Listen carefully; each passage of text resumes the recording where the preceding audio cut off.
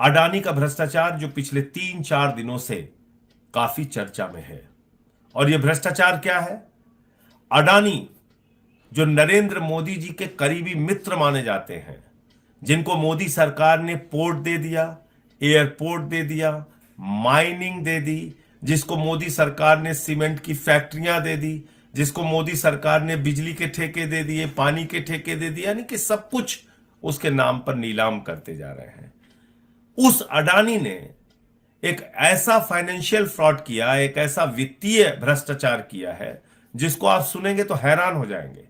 आपको मालूम है, अचानक अडानी दुनिया के दूसरे नंबर के अमीर बन गए। उस वक्त भी मैंने कहा था कि ये दुनिया के 2 नंबरी अमीर बने हैं, और आज वो 2 नंबरी वाली बात सही साबित हो रही है।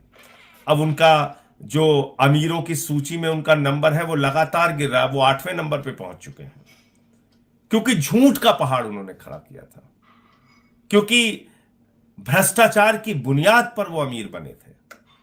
और जब उस भ्रष्टाचार का खुलासा हुआ तो उनका वो पहाड़ ताश के पत्ते की तरह बिखर गया। और ये भ्रष्टाचार क्या है? अडानी ने टैक्स हेवन कंट्रीज, यानी कि ऐसे देश जहां पर कर की छूट होती है, आप पैसे रख सकते हैं, आप कंपनियां बना सकते हैं, आप पैसे कहां से ला रहे हैं इसका सोर्स बताने की आपको जरूरत नहीं पड़ती है। उन सारे देशों से, उन टैक्स हेवन कंट्रीज से अपनी ही कंपनी का शेयर खरीदा जो भारत में उसकी कंपनियां हैं। और ये शेयर क्यों खरीदा? क्योंकि अपनी कंपनियों के शेयर के दाम उसको बढ़ाने थे। यानी कि कंपनी मुनाफे में हो और लोग उसके शेयर खरीद रहे हो और शेयर का दाम बढ़ रहा हो, यह बात नहीं थी। अपने शेयर का दाम फर्जी तरीके से बनाने के लिए फर्जी कंपनियां विदेशों में खोली गई, और मॉरिशस जैसे देश से, एंटीगुआ जैसे देश से, वहां से कंपनियां बनाकर अपने ही शेयर खरीद के शेयर के दाम बढ़ाए गए। अपनी कंपनी के शेयर के दाम बढ़ाकर, फर्जी तरीके से दाम बढ़ाकर, एलआईसी से, एसबीआई से, जहां पर जनता की गाढ़ी कमाई का पैसा जमा होता है, वहां से लाखों करोड़ रुपए का कर्ज ले लिया। एलआईसी को निर्देश दिया भारत की सरकार ने कि अडानी के शेयर खरीदो। और आपको मालूम है एलआईसी ने कितना शेयर खरीदा है अडानी का? 87,000 करोड़ रुपए का शेयर खरीदा है। इसी प्रकार से हजारों करोड़ का कर्ज एसबीआई ने दिया है और तमाम बैंकों ने दिया है। तो आप कल्पना कीजिए कि कितना बड़ा भ्रष्टाचार है। एलआईसी में लोग अपनी जिंदगी की गाढ़ी कमाई का पैसा लगाते हैं, एसबीआई में लोग अपनी जिंदगी की गाढ़ी कमाई का पैसा जमा करते हैं। क्या नारा है एलआईसी का? जिंदगी के साथ भी और जिंदगी के बाद भी। आज उस एलआईसी को एक व्यक्ति ने डुबो दिया, अडानी ने। और अब वो क्या कह रहा है? आज बड़ा हास्यास्पद तर्क आया उसका।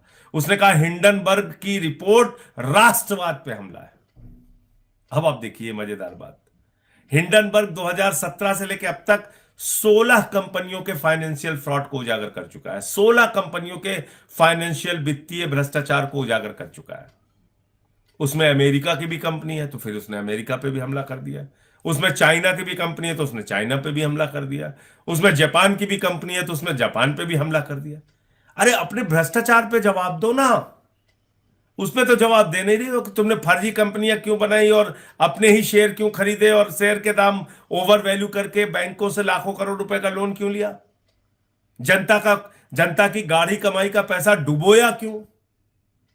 किसी ने अपनी बेटी की शादी के लिए पैसा जमा किया था, किसी ने मकान बनवाने के लिए पैसा जमा किया था, किसी ने छोटे मोटे रोजगार शुरू करने के लिए पैसा जमा किया था। वो सारा पैसा तुमने डुबा दिया, उस पर जवाब दो। अब कह रहे हो राष्ट्रवाद पे हमला है, यानी कि भारत राष्ट्र के करोड़ों लोगों का लाखों करोड़ रुपए लूटकर अडानी आप राष्ट्रवाद की बात कर रहा है। तो इस राष्ट्रवाद के नारे के पीछे तुम्हारा भ्रष्टाचार छुपेगा नहीं, क्योंकि इसी भारत राष्ट्र के करोड़ों लोगों को तुमने लूटा है। और इसलिए मैंने भारत के प्रधानमंत्री को चिट्ठी लिखी है, सेबी को चिट्ठी लिखी है, income tax department, CBI, ED सबको चिट्ठी लिखी है कि बगैर देर किए अडानी और उसके परिवार का पासपोर्ट जब्त किया जाए। क्यों? क्योंकि पहले भी इस तरह के बड़े भ्रष्टाचार करके 20,000 करोड़ रुपए लेके नीरव मोदी भाग गया, मेहुल चौकसी भाग गया, 10,000 करोड़ रुपए लूट के विजय माल्या भाग गया, 3,000 करोड़ लूट के ललित मोदी भाग गया, 6,000 करोड़ लूट के नितिन संदेशरा भाग गया। ऐसे तमाम लोग इस देश की जनता की गाढ़ी कमाई का पैसा लूट के भाग चुके हैं। इसलिए बगैर विलंब किए इसके पासपोर्ट, इसके परिवार के पासपोर्ट जब्त किए जाने चाहिए और इसके खिलाफ कार्रवाई